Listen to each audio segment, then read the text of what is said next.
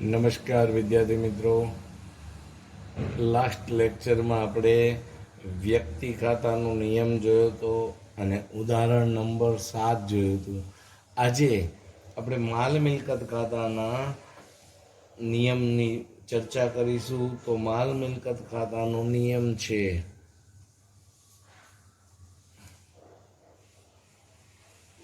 માલ મિલકત.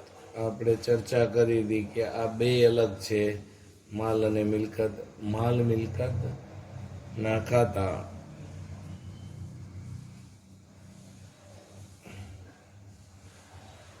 તો માલ મિલકત ખાતાનો નિયમ પહેલા જોઈએ. પહેલા માલ અને મિલકત અહીંયા બે પ્રકાર પડે છે. અગાઉ હમણાં મેં કીધું એમ અગાઉ ચર્ચા કરી છે કે બે પ્રકારના ખાતા હોય છે. એક માલના ખાતા અને બીજા છે મિલકતના ખાતા. તો આ બેની સહેજ સામાન્ય ચર્ચા કરી લઈએ એટલે તમને ખ્યાલ આવે કે માલ અને મિલકતમાં ફેર શું છે. માલના ખાતા અને મિલકતના, તો માલ એટલે જે વસ્તુનું આપણે ખરીદ વેચાણ નફો કરવાના આશયથી કરતા હોઈએ એને માલ કહેવાય છે. એ માલમાં ખાતામાં જોઈએ તો ખરીદ ખાતું, વેચાણ ખાતું, ખરીદ પરત, વેચાણ પરત, પછી અન્ય રીતે ગયેલા માલના ખાતા, એમાં આગથી બળી ગયેલ માલનું ખાતું, અંગત વપરાશ માટે લીધેલ માલનું ખાતું, પછી આપણે જાહેરાતમાં આપેલ માલનું ખાતું, ચોરાઈ ગયેલ માલનું ખાતું. આ બધા માલના ખાતા છે. અને મિલકતમાં આપણે જોયું હતું કે જમીન, મકાન, પાઘડી, patent, trademark, copyright, furniture, fixtures, આ બધી મિલકતો છે. તો એ મિલકતના ખાતા આવશે.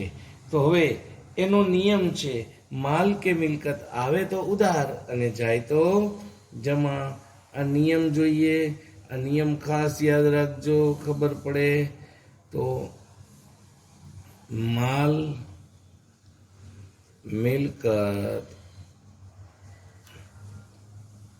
આવે તે ઉધાર. માલ કે મિલકત આવશે તે ઉધાર અને માલ કે મિલકત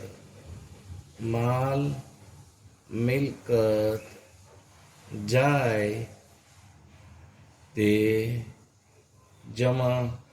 આ વસ્તુ ખાસ ધ્યાન રાખવાની છે કે માલ કે મિલકત ખાતું આવે તો ઉધાર થાય છે અને જાય તો જમા થાય છે. એટલે કોઈ પણ માલ કે મિલકત આવે ધંધામાં તો એ મિલકત ખાતે, જે તે મિલકત ખાતે ઉધાર થાય છે અને માલ કે મિલકત જાય તો એ જમા થાય છે. હવે આપણે આના માટે ઉદાહરણ જોઈશું. ઉદાહરણ નંબર 8 છે એ આને લગતું છે, એની ચર્ચા કરીએ. ઉદાહરણ 8. તો ઉદાહરણ 8માં એવી વાત છે કે ભાઈ જે કંઈ અહીંયા માલ મિલકતના ખાતા છે એની ચર્ચા કરવાની છે. તો મિલકત શું છે, આવે છે, જાય છે, ઉધાર થાય, જમા થાય, એટલું જ આપણે જોવાનું છે.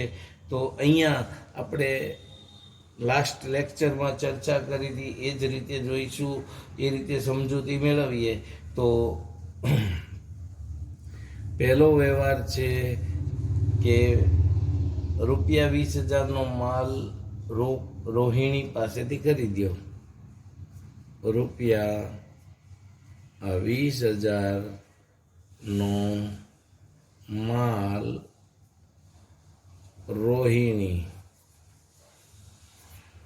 પાસેથી ખરીદ્યો. તો અહીંયા જો તમે, તો આ વ્યવહાર ઉપરથી તમને ખબર પડશે કે માલ ધંધામાં આવે છે એટલે તેના ખાતે ઉધાર થશે. પણ એ કયું ખાતું આવશે એ આપણે જોવાનું છે. માલ આવે છે માટે માલ ખાતે ઉધાર થાય. અહીંયા આપણે માલને બદલે ખરીદ ખાતે ઉધાર કરીશું. માલનું ખાતું જ છે ખરીદ પ્રકારનું. હમણાં જોયું ખરીદ ખાતું એ માલના પ્રકારનું જ ખાતું છે, માલ મિલકત પ્રકારનું. બીજો વ્યવહાર છે કે 8,000 રૂપિયાનો માલ સલમા પાસેથી રોકડેથી ખરીદ્યો. હવે 8,000 રૂપિયાનો માલ સલમા પાસેથી રોકડેથી ખરીદ્યો છે. બીજો વ્યવહાર, રૂપિયા 8,000નો માલ સલમા પાસેથી રોકડેથી ખરીદ્યો. જો અહીંયા પણ માલ ખરીદ્યો છે એટલે ખરીદ ખાતું જ આવે, પણ માલ આવે છે એટલે માલનું ખાતું ઉધાર થશે. માલ આવે છે માટે ખરીદ ખાતે ઉધાર થશે. અહીંયા માલનું ખાતું જ છે ખરીદ ખાતું, એ ધ્યાન રાખવાનું છે કે માલનું ખાતું જ કહેવાય, એ ખરીદ ખાતું છે. પણ હવે ત્રીજો વ્યવહાર છે, વ્યવહાર નંબર 3 જોઈએ તો ત્રીજા વ્યવહારમાં એવું કીધું છે કે 10,000નું ફર્નિચર રાજેશ પાસેથી ખરીદ્યું. 10,000નું ફર્નિચર રાજેશ પાસેથી ખરીદ્યું. હવે 10,000 રૂપિયાનું ફર્નિચર રાજેશ પાસેથી ખરીદ્યું છે. ફર્નિચર એ મિલકત છે, ફર્નિચર આવે છે એટલે ફર્નિચર ખાતે ઉધાર થશે. અહીંયા આપણે જોઈએ તો ફર્નિચર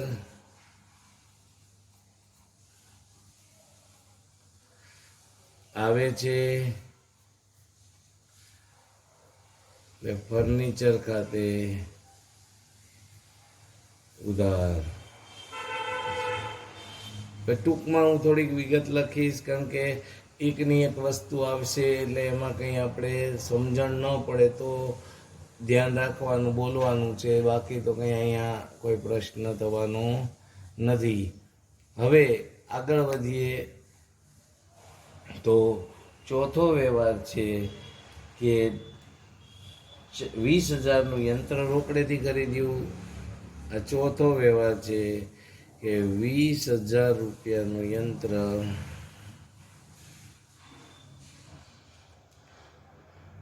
રોકડેથી ખરીદ્યું. હવે અહીંયા ન કીધું હોત તોય ખબર પડી જાય કે રોકડેથી જ ખરીદ્યું હોય. અહીંયા યંત્ર મિલકત છે, યંત્ર આવે છે એટલે યંત્ર ખાતે ઉધાર થશે.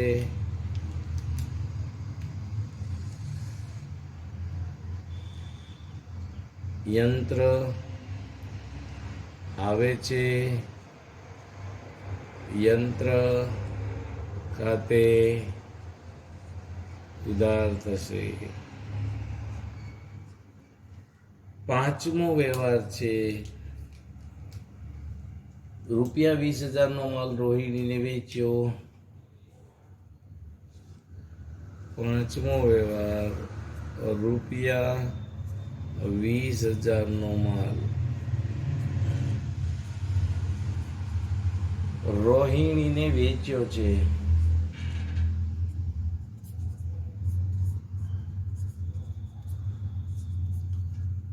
હવે જુઓ તમે, હવે વ્યવહાર માલના મિલકતના જાવકના વ્યવહાર હશે. આ ચારે ચાર વ્યવહાર જુઓ તેમાં આવતી હતી મિલકત. હવે એ જાવક થશે તો અહીંયા યંત્ર આવે છે, બરાબર, મિલકત છે, સોરી માલ વેચ્યો છે એટલે માલ જાય છે એટલે વેચાણ ખાતે જમા થશે. માલ જાય છે માટે વેચાણ ખાતે જમા થશે. હવે ત્રણ વ્યવહારો છે બીજા તો એમાં છઠ્ઠો વ્યવહાર છે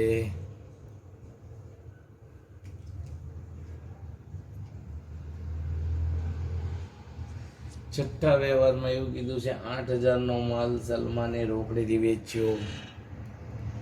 8,000નો માલ સલમાને રોકડેથી વેચ્યો. હવે 8,000 રૂપિયાનો માલ છે સલમાને આપણે રોકડેથી વેચ્યો. તો હવે અહીંયા માલ જાય છે એટલે વેચાણ ખાતે આવશે, બરાબર. માલ જાય છે એટલે વેચાણ ખાતે જમા થશે.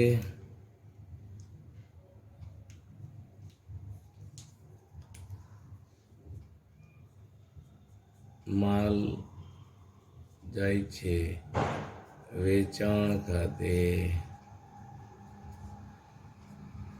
જમા થશે. હવે બે વ્યવહાર છે એ બંને વ્યવહાર આપણે જોઈ લઈએ એક પછી એક. તો પહેલો વ્યવહાર છે એટલે કે 7મો વ્યવહાર. 10,000નું જૂનું ફર્નિચર રાજેશને વેચ્યું. 10,000નું જૂનું ફર્નિચર રાજેશને વેચ્યું. હવે જો અહીંયા ફર્નિચર જાય છે ધંધામાંથી એટલે ફર્નિચર જાય એટલે ફર્નિચર ખાતે જમા થશે. ફર્નિચર મિલકત છે જાય છે એટલે ફર્નિચર ખાતે જમા. પછીનો વ્યવહાર છે છેલ્લો વ્યવહાર. હવે એ છેલ્લા વ્યવહારની વાત કરીએ તો 20,000નું યંત્ર રોકડેથી વેચ્યું.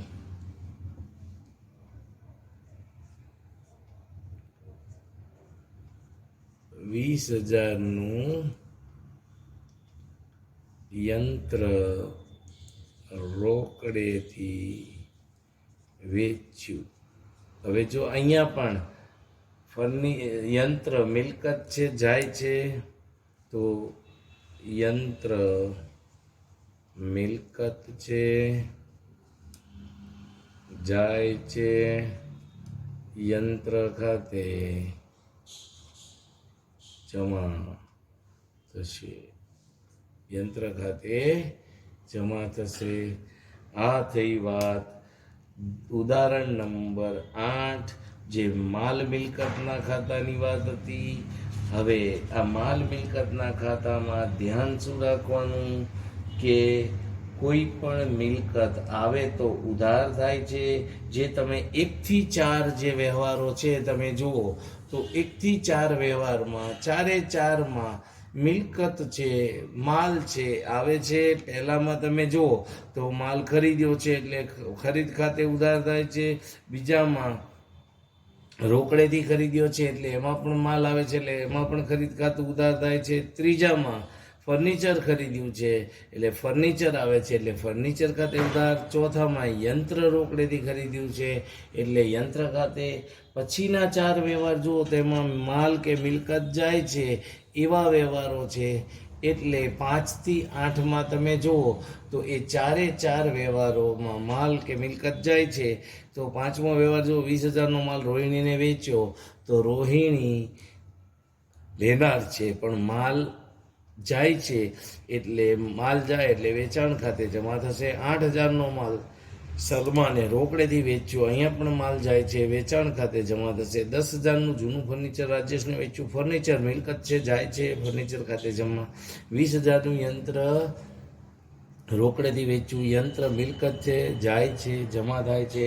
એટલે આ વસ્તુ ધ્યાન રાખવાની છે માલ મિલકત ખાતામાં. હવે આપણે ઉપજ ખર્ચ ખાતાની ચર્ચા કરીએ. હવે આપણે ત્રીજો પ્રકાર છે ખાતાનો ઉપજ ખર્ચના ખાતા.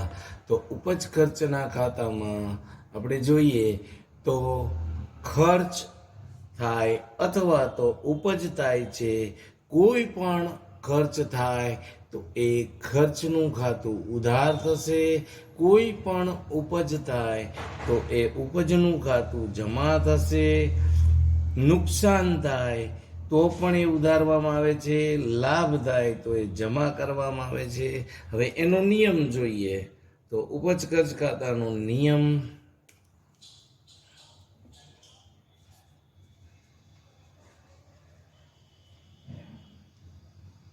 તો નિયમની વાત કરીએ તો ખર્ચ કે નુકસાન ઉધારો.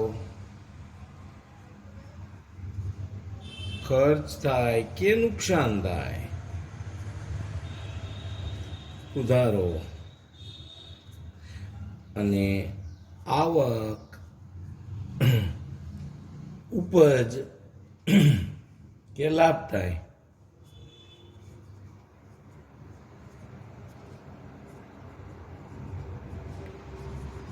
જમા કરો.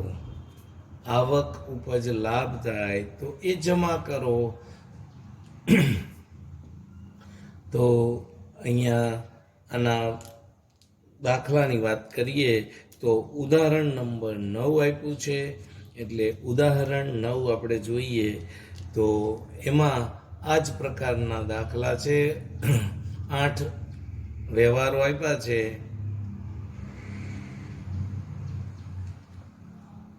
એક પછી એક વ્યવહાર આપણે સમજતા જઈએ. તો પહેલો વ્યવહાર આપ્યો છે આપણને કે પગારના રૂપિયા 5,000 ચૂકવ્યા. પગારના રૂપિયા 5,000 ચૂકવ્યા. હવે જો અહીંયા તમને હમણાં મેં ચર્ચા કરી હતી, કીધું તેમ કે પગારના આ ચૂકવ્યા શબ્દ આવશે એટલે ખર્ચ છે એ આપણને ખ્યાલ આવી જવો જોઈએ. તો ઉપર જો આપણે જુઓ તમે તો ખર્ચ કે નુકસાન હોય એને ઉધાર કરીએ છીએ, આવક કે ઉપજ હોય એ જમા કરીએ છીએ. તો અહીંયા ખર્ચ છે પગાર એટલે પગાર ખાતે ઉધાર થશે. પગાર ખર્ચ છે પગાર ખાતે ઉધાર. તો હવે અહીંયા ધ્યાન રાખવાનું છે કે આ પગાર ખર્ચ હતો એટલે પગાર ખાતું આપણે ઉધાર કર્યું. તો હવે એવું જ આગળ જોઈએ બીજું ઉદાહરણ, બીજો વ્યવહાર. તો બીજા વ્યવહારમાં એવું છે કે ભાડાના રૂપિયા 3,000 ચૂકવ્યા. ત્રીજો વ્યવહાર છે ભાડાના રૂપિયા 3,000 ચૂકવ્યા. તો આ ભાડાના રૂપિયા 3,000 ચૂકવ્યા તો ભાડું ખર્ચ છે એટલે ભાડા ખાતે ઉધાર થશે. ભાડું ખર્ચ છે ભાડા ખાતે ઉધાર થશે.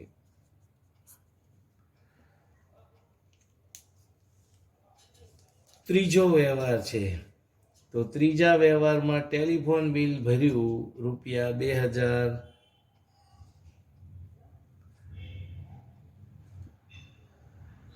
ટેલિફોન બિલ ભર્યું રૂપિયા 2,000. તો અહીંયા ટેલિફોન બિલ એ પણ ભર્યું છે એટલે ટેલિફોન બિલ પણ શું છે? ખર્ચ છે. એટલે ટેલિફોન ખર્ચ કહેવાય. ટેલિફોન બિલ ખર્ચ છે એટલે શું થશે? ટેલિફોન ખર્ચ ખાતે ઉધાર થશે.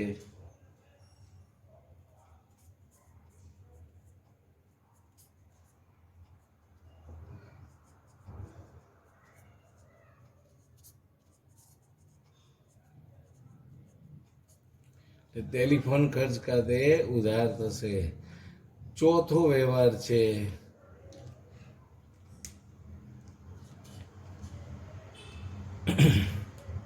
રૂપિયા 3000ની ઘાલખાત થઈ. રૂપિયા 3000ની ઘાલખાત આપણે અગાઉ ચર્ચા કરી હતી. ઘાલખાત થઈ. ઘાલખાત એટલે શું એ આપણને પાછું ખ્યાલ હોય તો અહીંયા કોઈ પ્રશ્ન થશે નહીં. કોઈ પણ વ્યક્તિ પાસેથી લેણી રકમ પૂરેપૂરી અથવા અંશતઃ વસૂલ ન આવે તેને ઘાલખાત કહેવાય છે. તો અહીંયા ઘાલખાત ખર્ચ નથી પણ નુકસાન છે, બરાબર. એટલે નુકસાન હોવાથી ઘાલખાત ખાતે ઉધાર થશે.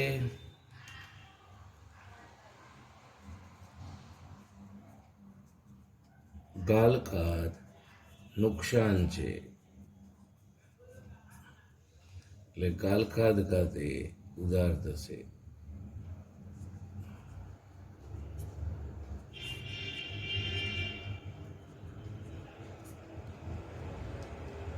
હવે આ ચાર વ્યવહારો જોયા એ ચારે ચાર ખર્ચ કે નુકસાનના હતા. હવે ચાર વ્યવહારો જે આપણે જોઈશું એ ચારે ચાર વ્યવહારો છે એ આવક કે ઉપજના છે, લાભના છે. તો હવે એની ચર્ચા કરીએ તો પહેલો વ્યવહાર છે એટલે કે પાંચમો આમ થશે. દલાલીના રૂપિયા 2500 મળ્યા. દલાલીના રૂપિયા 2500 મળ્યા.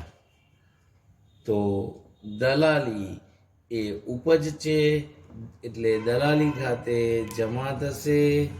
દલાલી શું છે? ઉપજ છે. દલાલી ઉપજ છે. દલાલી ખાતે જમા થશે. પાંચમો વ્યવહાર આ રીતનો તો દલાલીના 2500 મળ્યા. હવે છઠ્ઠો વ્યવહાર છે ડિવિડન્ડ મળ્યું 3300 રૂપિયા. તો છઠ્ઠો વ્યવહાર છે ડિવિડન્ડ મળ્યું રૂપિયા 3300. આ 3300 રૂપિયા આપણને ડિવિડન્ડ મળ્યું છે. તો ડિવિડન્ડ મળ્યું રૂપિયા 3300. તો હવે 3300 રૂપિયા જે મળ્યા એ ડિવિડન્ડના મળ્યા છે એટલે ડિવિડન્ડ એ ઉપજ છે એટલે ડિવિડન્ડ ખાતે જમા થશે. ડિવિડન્ડ ઉપજ છે. ડિવિડન્ડ ઉપજ છે. ડિવિડન્ડ ખાતે જમા થશે. સાતમો વ્યવહાર છે કમિશન મળ્યું રૂપિયા 1800. સાતમો વ્યવહાર કમિશન મળ્યું રૂપિયા 1800. તો અહીંયા કમિશન પણ ઉપજ છે એટલે કમિશન ખાતે જમા થશે. કમિશન ઉપજ છે. કમિશન ખાતે જમા થશે. છેલ્લો વ્યવહાર આઠમો નવમા ઉદાહરણનો તો એમાં વ્યાજ મળ્યું રૂપિયા 2200. વ્યાજ મળ્યું રૂપિયા 2200. તો અહીંયા વ્યાજ પણ ઉપજ છે, આવક છે એટલે વ્યાજ મળ્યું એ વ્યાજ ખાતે જમા થશે. વ્યાજ ઉપજ છે. વ્યાજ ખાતે જમા થશે. વ્યાજ ખાતે જમા થશે. તો આ થઈ ઉપજ ખર્ચના ખાતાની વાત. હવે આપણે ફરીથી ઉધાર જમાના નિયમોને તાજા કરીએ. વ્યક્તિ ખાતું છે, એનો નિયમ છે લેનાર ખાતે ઉધાર અને આપનાર ખાતે જમા. ઉપજ ખર્ચ ખાતાનો નિયમ છે ખર્ચ કે નુકસાન ઉધારો, આવક કે ઉપજ જમા કરો. એવી જ રીતે